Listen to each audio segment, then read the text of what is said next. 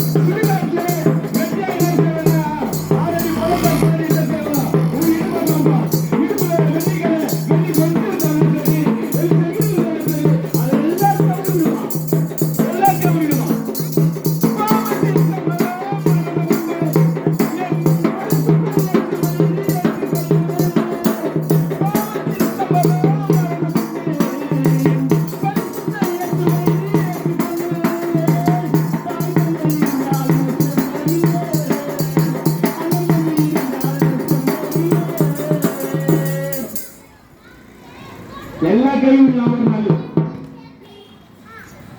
அண்ணன் தம்பிக கைவிடலாம், அக்கா தங்கச்சிக கைவிடலாம், சொந்த பந்தங்கள் கைவிடலாம், தாய் தந்தை கைவிடலாம், ஏன் ஒரு நாள் சேர்த்து வைத்த பணம் நகை நெட்டி எல்லாமே ஒரு நாள் கைவிடலாம்.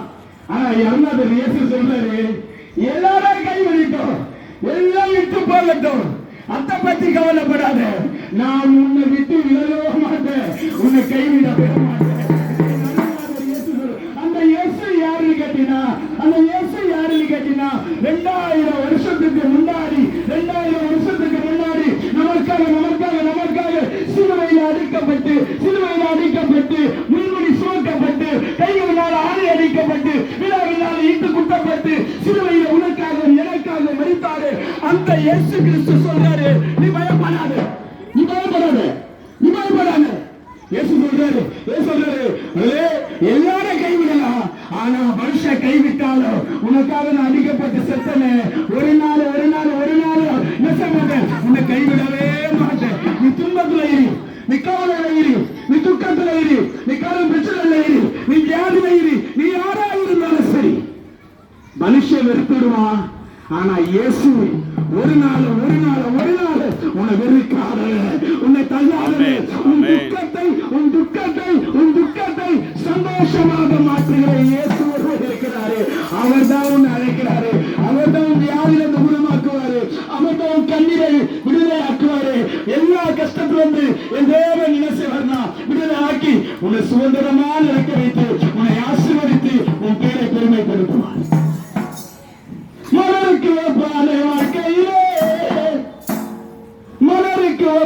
வாழ்க்கையிலே மனிதா, இந்த உலகம் உனக்கு சொந்தமில்லை. மனிதா, இந்த உலகம் உனக்கு சொந்தமில்லை.